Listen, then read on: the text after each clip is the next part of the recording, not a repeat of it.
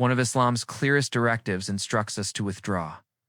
When someone requests assistance in committing an act we recognize as wrong, this doesn't necessarily involve major transgressions. Sometimes these are seemingly minor matters. A lie they want concealed. A secret they expect protected.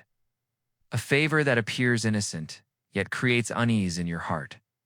Perhaps a friend asks you to hide information from their family. Maybe a colleague pressures you to circumvent regulations. Someone might want you to speak on their behalf in ways you know aren't truthful. They seek your support while inflicting harm on others. In the moment, it feels like loyalty. But Allah identifies it differently.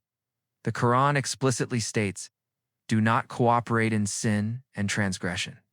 This means if helping someone requires you to engage in something Allah disapproves of, then assisting them transcends kindness. It becomes participation. Islam never asks you to compromise your integrity to protect another's wrongdoing. It doesn't reward loyalty that sacrifices truth, so if you've ever distanced yourself from a situation because something felt fundamentally wrong, you weren't being callous, you were honoring a boundary Allah Himself established. You are not responsible for accompanying someone into sin. There are people you help with your hands, people you help with your heart. But there are also people you help by stepping back, so you don't become complicit in the harm they're choosing. Allah warns us about another situation. When someone seeks your assistance not to resolve a problem, but to continue harming another person. This doesn't always manifest as tyranny or villainy. Sometimes it's quiet, subtle, concealed within family dynamics or friendships. A person who wants your support while they mistreat someone at home. Someone who wants you aligned with them so they can maintain control or belittle another. Someone who expects your silence so their behavior remains unconfronted. Or someone who anticipates your defense even when you know they're perpetrating harm. You feel the internal tension, the guilt of refusing, versus the guilt of enabling their continuation, but Allah removes the ambiguity clearly. Do not incline toward those who do wrong, or the fire will touch you. This means when you support someone's oppression even quietly, even indirectly, you're no longer merely a witness. You become part of the weight of their actions, and Allah never asked you to carry that burden. Sometimes the most powerful action you can take is to refuse contribution. Refuse validation. Refuse to become the instrument someone uses to facilitate their wrongdoing. This doesn't make you cruel. It makes you just, because helping someone continue their oppression doesn't save them, it plunges them deeper into it, and it drags you down with them. There are moments in life when stepping back isn't abandonment, it's obedience. It's choosing Allah over pressure, guilt, or fear. There's a type of help that appears noble on the surface, but silently destroys you. From within, it occurs when someone approaches you only during crises, and every time you offer your energy, time, and comfort, they return to the exact behavior that's ruining their life. They cry to you, swear they'll change, promise this is the last time, beg for one more chance, and you, being who you are, keep showing up not because they're changing, but because you cannot bear watching someone disintegrate. But here's the truth, most people never articulate. Sometimes your help is precisely what keeps them stuck, not because you're doing anything wrong, but because they've learned you will always intervene to rescue them before the consequences of their choices ever reach them. And Islam doesn't ask you to carry that burden. The Prophet, peace be upon him, said, "A believer is not stung from the same hole twice." Means you're not meant to repeat a pattern that keeps harming you simply because your heart is compassionate. It requires strength too. Recognize when your presence is no longer healing someone, it's enabling them. It's allowing them to avoid accountability. It's saving them from a lesson Allah is trying to teach. Sometimes stepping back is the only way a person awakens. And stepping back doesn't mean you stop carrying it. It means you stop carrying a burden Allah never placed on your shoulders. There are people whose presence gradually alters how you think about Allah, not through arguments or debates, but through subtle influence. You pray slightly later around them. You lower your standards to maintain their comfort.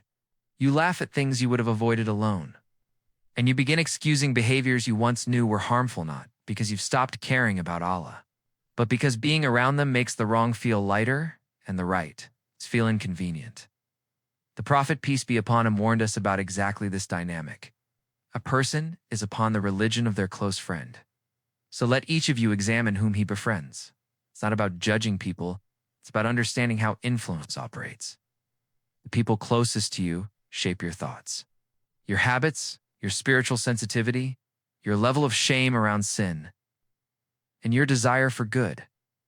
And when someone constantly makes your faith feel optional, pushes you toward excuses, or normalizes what Allah dislikes, helping them, supporting them, or maintaining closeness gradually becomes a form of harm to your own soul.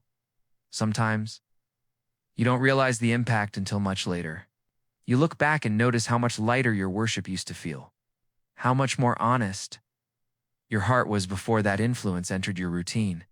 So stepping back in this situation isn't cruelty, it's self-preservation. It's protecting the part of you that whispers, "Don't lose who you were trying to become." And when you honor that whisper, Allah strengthens it. There's a different kind of harm people rarely discuss. Not physical, not emotional, but spiritual. It happens when someone casually mocks what Allah made sacred. They joke about hijab. They roll their eyes when you stand to pray. They treat halal and haram like outdated concepts. Or they make you feel strange for wanting to be closer to Allah. At first, you ignore it. You tell yourself they're joking. You try to remain patient. Maybe you even hope your attitude will inspire them. But over time, something shifts, not in them, in you. Your sense of shame around sin weakens. Speaking about Allah feels awkward. Doing the right thing feels like swimming upstream. And the environment begins shaping your heart more than your intentions do. Allah addresses this exact situation. When you see people mocking or denying Allah's revelations, do not sit with them until they change the topic. It doesn't say to hate them, doesn't say to sever ties forever. It simply instructs you not to remain in a place where faith is being diminished because hearts are influenced, even when we think they're stable. But here's the balance. Islam doesn't command avoidance in every situation. If someone is open, curious, or simply ignorant, your kindness and wisdom may guide them. And guiding someone gently toward truth is one of the most rewarding acts you can offer. Distance is for moments when being close damages your own faith. Guidance is for moments when someone's heart is soft enough to hear you. Knowing the difference is part of spiritual maturity. There's a form of help people rarely recognize as help the kind that flows through silence, money, convenience, and routine. Sometimes you're not handing someone a weapon, you're just handing them support. A purchase, a click, a habit you never questioned. You hear people say, "My boycott doesn't change anything. One person stopping won't make a difference." But here's the truth we forget. Harm is almost never created by one person. It's created by millions of small actions that combine into something powerful. And stopping harm works the exact same way. Your decision alone won't stop a bomb, but your decision is part of a much larger pattern. And when enough people make that same decision, money shifts, pressure builds, companies feel the weight. But more importantly, Allah sees your intention. He sees that you refuse to let your money, your choices, or your habits strengthen the hands of those who oppress innocent people. The Quran tells us plainly, do not cooperate in sin and transgression. It applies whether the sin is happening in your living room or thousands of miles away. And yes, it feels small. It feels insignificant. It feels like nothing changes. But every movement that shifted history started with individual hearts deciding, I will not be part of this. Your boycott is not about fame, not about power, not about results you can measure with your eyes. It's about refusing to support harm even in the smallest ways. And that refusal is a form of worship because it's an act of conscience. Sometimes helping someone means giving, but sometimes helping the world means withholding your money, your support, your silence, your participation, and those small moments of integrity are never wasted with Allah. There's a difference between someone who struggles with sin and someone who protects it. The first person deserves compassion, patience, gentle reminders. But the second becomes someone you're not meant to support because their refusal to change doesn't just affect them. It begins to affect everyone around them.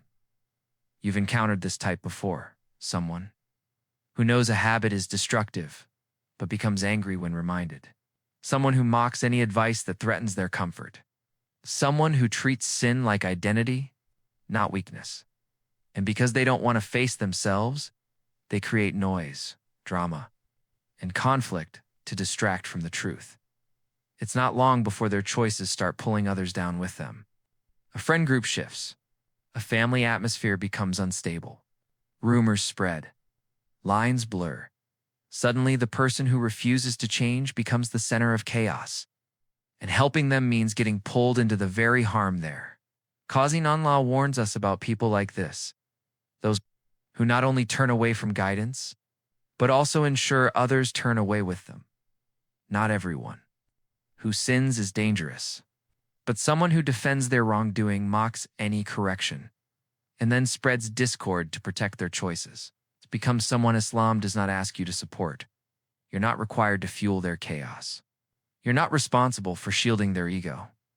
And you're not meant to stand beside someone who uses your loyalty to deepen the harm they cause. Guidance remains open for anyone willing to take a step toward it. But when someone fights every door, Allah opens for them all.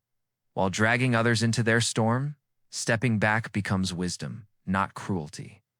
There's something important to understand here. When Allah tells you not to help in certain situations, it isn't a command to become cold, distant, or hard-hearted.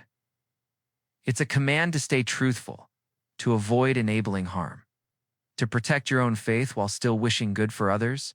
The Prophet, peace be upon him, faced people who mocked him, hurt him, rejected him, and plotted against him. Yet his heart never closed. He didn't support their wrongdoing, but he never stopped hoping for their guidance. He never responded to harm with harm. He never turned his back on someone simply because they struggled.